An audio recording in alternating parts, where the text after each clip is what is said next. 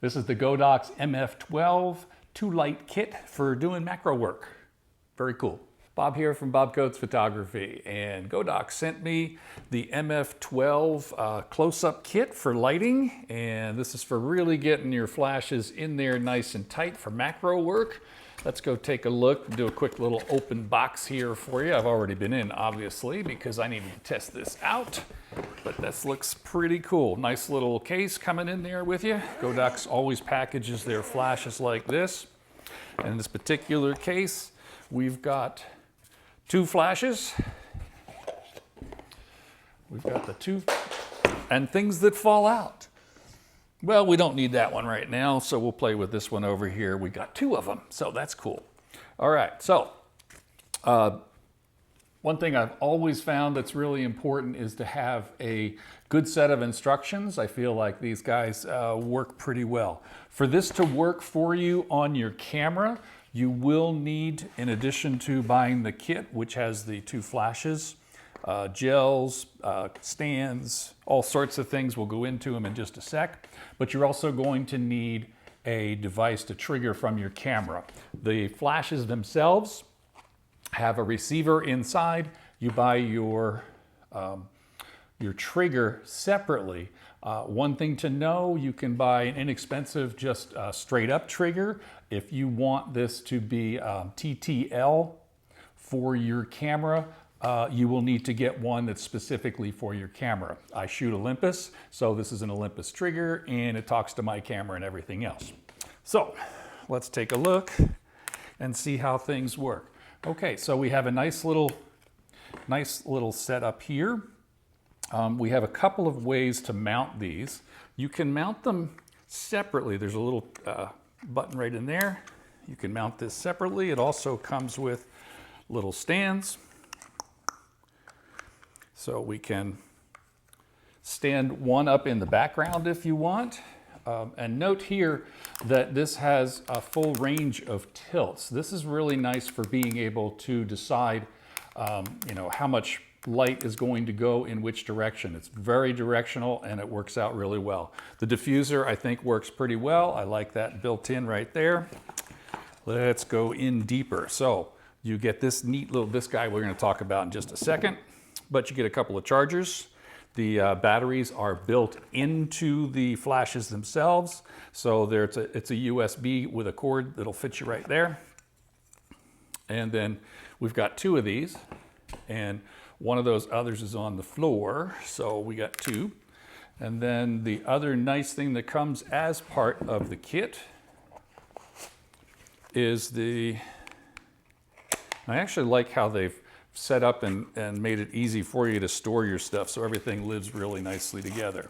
So in here we have a full set of, this is a little carrier for, come on out of here. We get 2 of each, 1 for each flash, so that you can match your thing. Color gels. So within the color gels, we've got your color effects set. So with the color effects set, you're able to, add color like I have in the background back here to your lights. And then there's also a double set of color temperature. So if you just want to be in charge of your temperature properly, you can hook you up. So again, there's 1 set for each camera, and of course 1 holder for each camera too.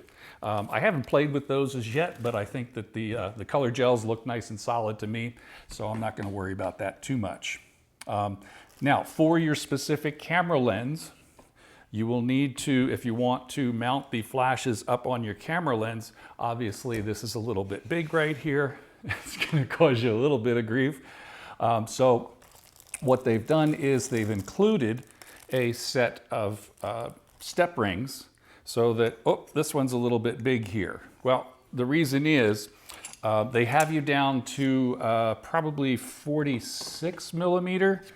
No, let's see, 46. I've got 46. So I've got a micro 4/3 camera with this on the 60 millimeter Olympus macro. It's a 46 millimeter. They don't go down quite this far, so you're going to need your own step ring. And then I've just matched that up to a 58 millimeter. You just screw that on. get that screwed on there.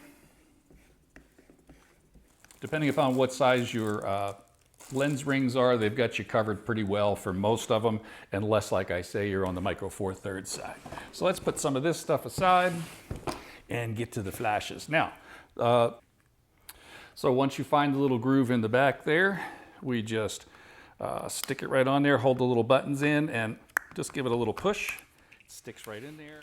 So once you've got that in place, we can just squeeze the little buttons, and then it has little stops to hold it in place, and you can move it around. And then we can take our second one, which we don't want to have maybe in the background. We want to use two. And then once you have the two, we unhook from here. So this guy just slides right off of there. And then we use that same gateway. Once you got the gateway, just snap that into place. And then we can maneuver these around. Now, the really nice part, I hadn't used close-up lenses or flashes for a really long time for macro, because pretty much back in the day when I was first using them, they kind of lived in one position right here and just gave a big wash of light. You really had to kind of just deal with how it was set up.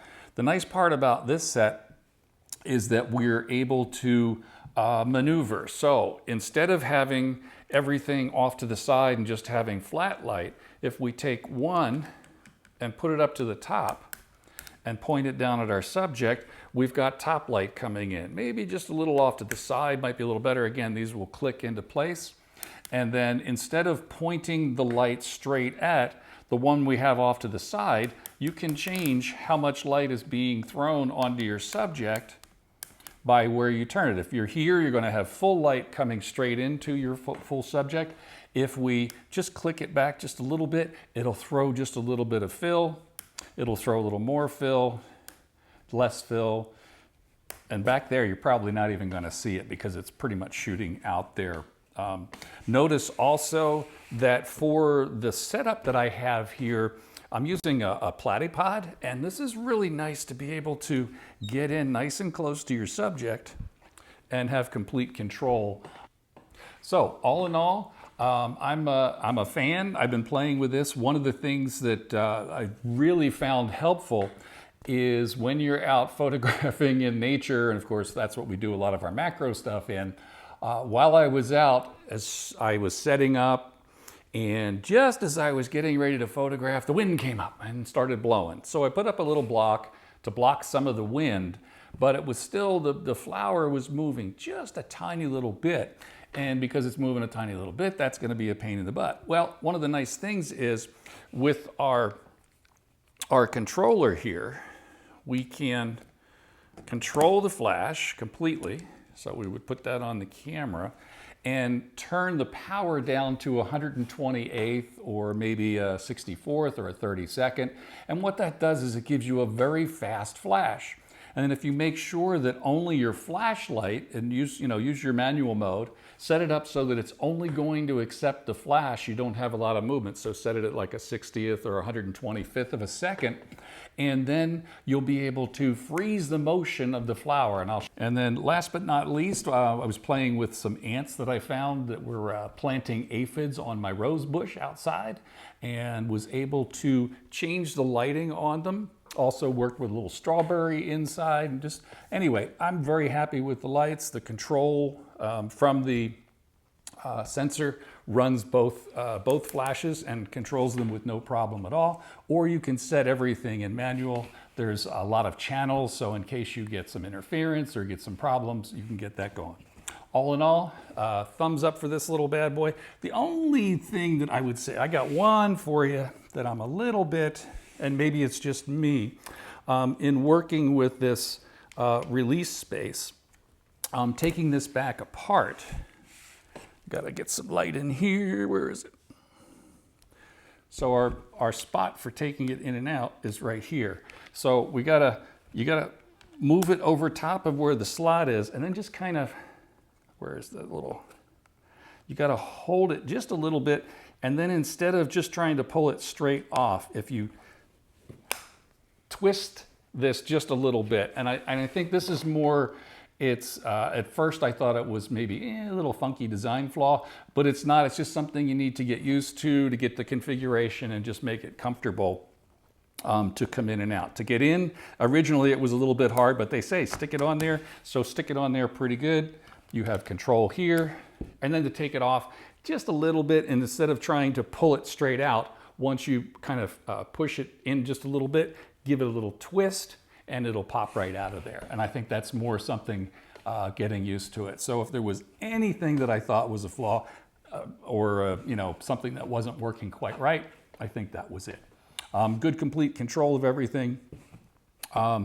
It's a winner for me. Little quick little note, little add-on here that I forgot to tell you about is, yes, you can use just these 2 lights on this guy, but guess what? You can put up to 6 lights in place of here if you really need to throw some light, if you have some specialty things like shooting for dental work, or you really need to put a big wash of light in and really load it up. You can have 6 of these on this single ring right here.